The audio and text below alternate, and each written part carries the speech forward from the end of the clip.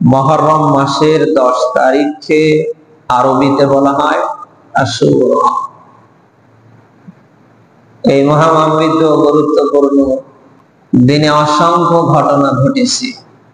আমরা তো মনে করি যে মুহররম মাস বা আশুরা শুধু হযরত হুসাইন রাদিয়াল্লাহু তাআলা আনহুকে কেন্দ্র করেই ঘুরে ঘুরে আসে, না।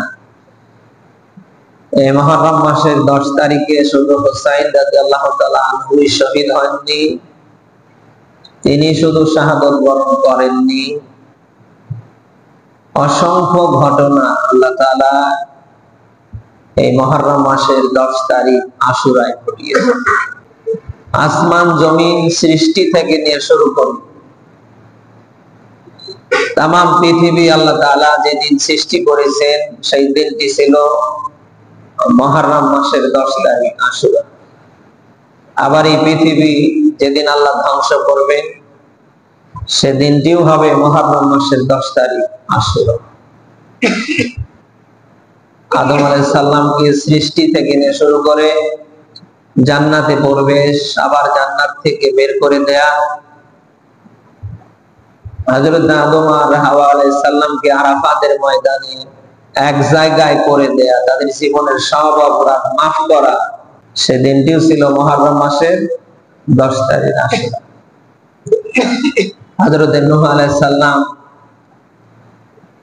তার দলবল নিয়ে মহাপ্লাবন থেকে যেদিন রক্ষা পেয়েছিলেন সেদিনটিও ছিল মুহররম মাসের 10 তারিখ, বলেন কি না, আশুরা। হযরত ইব্রাহিম আলাইহিস সালামকে নমরুদ যখন আগুনে ফেলিয়ে দিলেন, 40 দিন তিনি আগুনের ভিতরে, সবশেষে আল্লাহ তাআলা ইব্রাহিমকে নমরুদের আগুন থেকে যেদিন বাঁচিয়ে দিলেন, মুক্তি দিলেন, ওই দিনটি ছিল মুহররম মাসের 10 তারিখ আশুরা। হযরত আইয়ুব আলাইহিস সালাম 18 বছর রোগের ভিতরে ছিলেন। কত বছর? 1, 2, 10 বছর না, 18 বছর।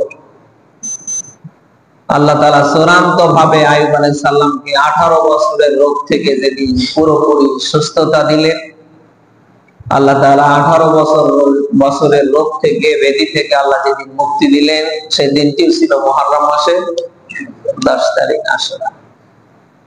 হযরত ইউনূস আলাইহিস সালামকে মাছ গিলে ফেললেন, মাছের পেটের ভিতরে জানালা নেই, দরজা নেই, অন্ধকার।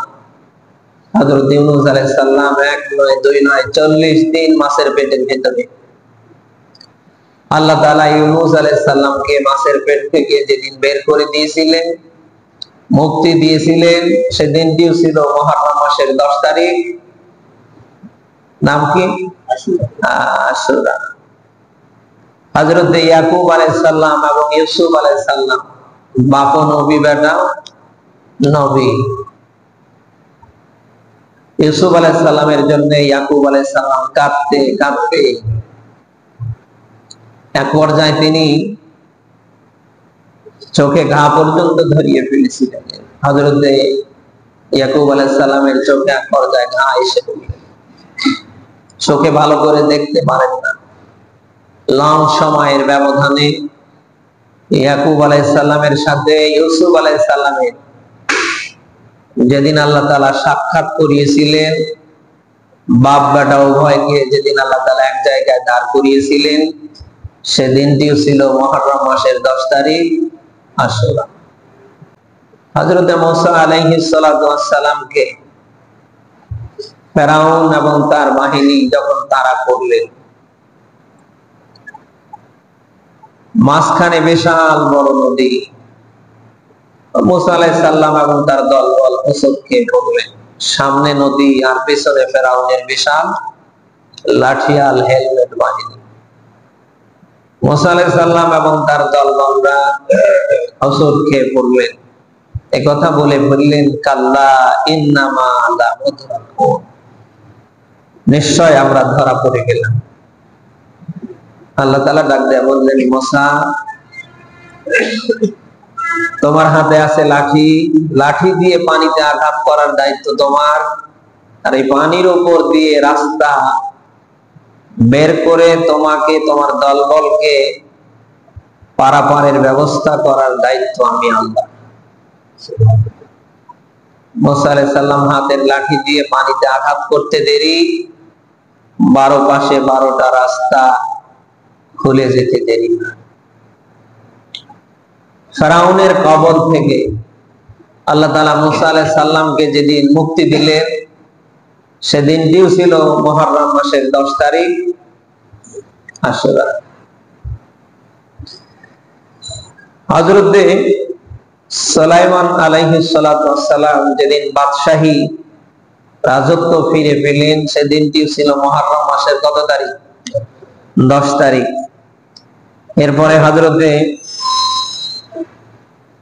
ঈসা আলাইহিস সালাতু ওয়াস সালামকে ইহুদিরা মেরে ফেলবে ষড়যন্ত্র করলেন, তাকে ফাঁসিতে ঝুলিয়ে মারবেন।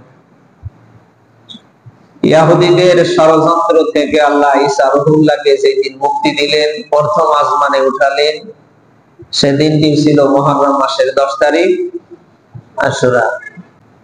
এভাবে 360টার মতো ঘটনা আছে। সবশেষ ঘটনা